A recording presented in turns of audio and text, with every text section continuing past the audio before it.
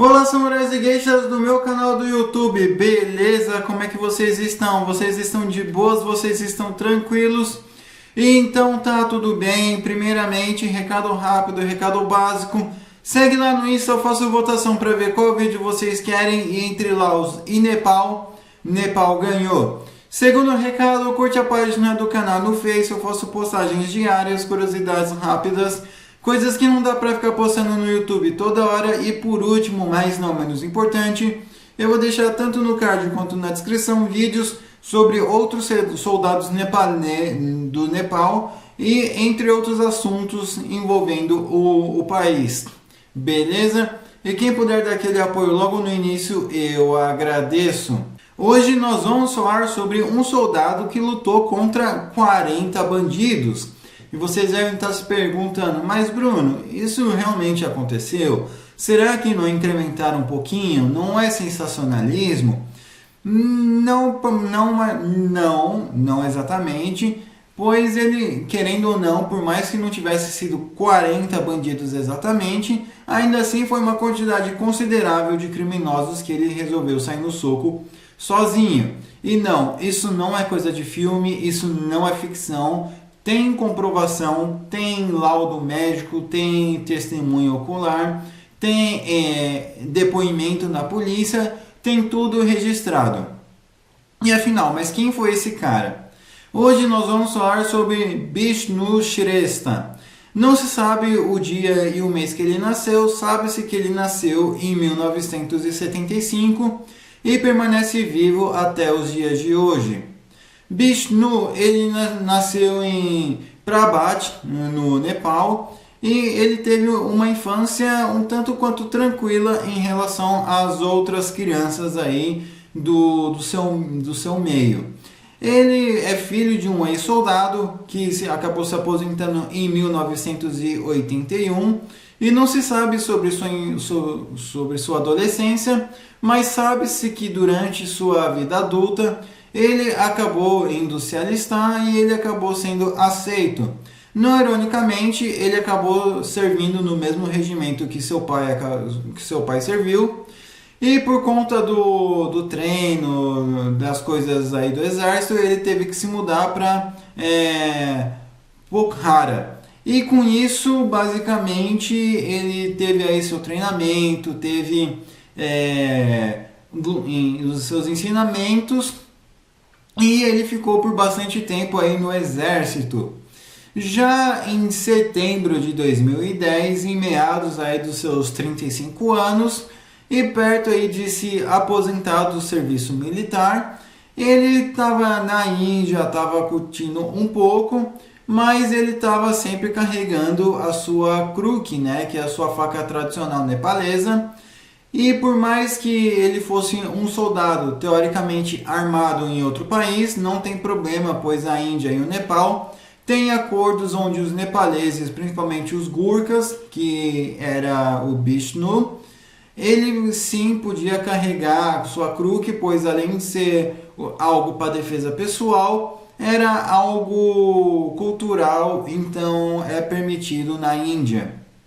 E sem contar que também pelo fato, né, de que a Índia e o Nepal têm boas relações e também existem soldados nepaleses no exército indiano, então aquele tipo de cena não era algo incomum. Mas a questão é que ele estava em um trem de viagem indo para Uttar Pradesh. E com isso ele pegou e descansou, estava dormindo. E quando o trem acabou parando aí em Bengala Ocidental, aconteceu foi que 40 criminosos entraram no trem e com isso eles entraram com faca, com bastão de ferro e eles estavam passando nos vagões e estavam roubando as pessoas. E o Bishnu, ele estava literalmente dormindo, tanto é que quando ele acordou, ele não acordou por vontade própria, quem acordou foi um criminoso, né? E já tinham 15 criminosos no vagão dele. E ele acordou, o bandido abordou ele, pediu para entregar o cartão, o celular, dinheiro, carteira. E ele estava entregando numa boa, sem resistir, sem nada.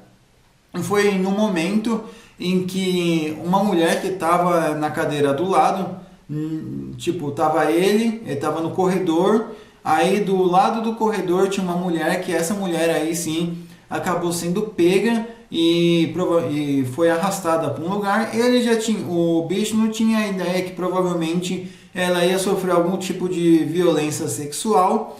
Então ele aproveitou que o outro criminoso estava distraído com a mulher, olhou para trás, né, o criminoso que estava abordando ele. Então ele pegou e puxou a arma do criminoso para o outro lado. O criminoso chegou a disparar. Então o bicho pegou a faca que ele estava na cintura e enfiou no peito do criminoso, já empacotando ele ali mesmo. Então ele saiu correndo para pegar o outro bandido que tinha arrastado a mulher. Um outro criminoso parou ele foi lá e deu cabo desse outro criminoso também e deu cabo do bandido que tinha pego a mulher. Com isso, alguns bandidos acabaram vendo a cena e correram. Um total de 4 bandidos acabaram correndo.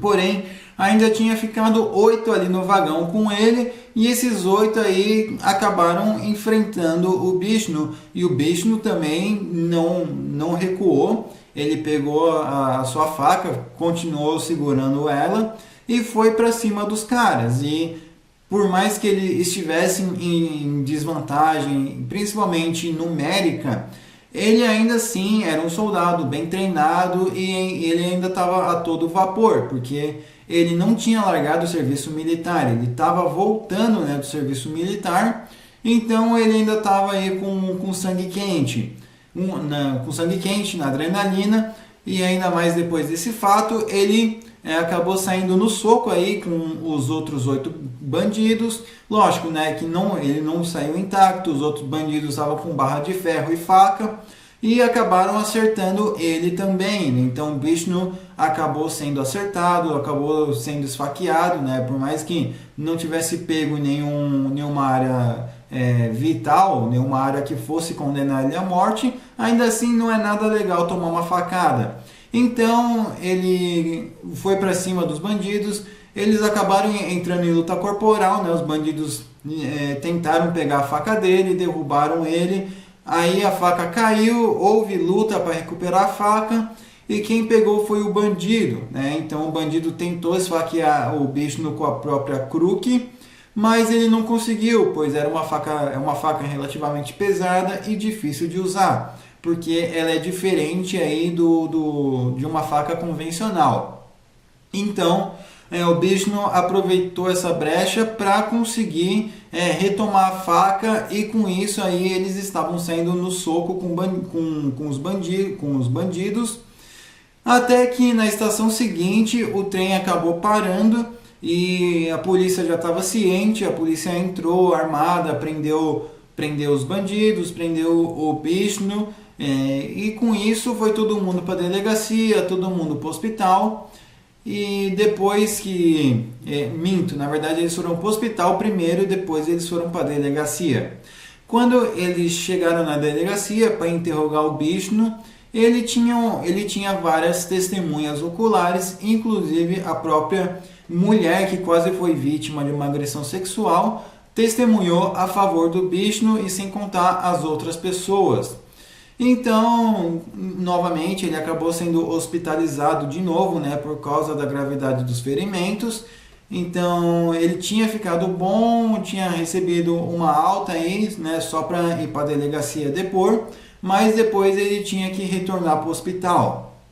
E já no hospital, a família da mulher que quase foi vítima foi visitar ele e ofereceu até um dinheiro, né, por ele ter salvo a vida da filha deles, mas ele recusou o dinheiro dizendo que ele era um soldado e um dever de um soldado é proteger as pessoas, seja do inimigo externo ou do inimigo interno, e ele não fez isso por glória, não fez isso por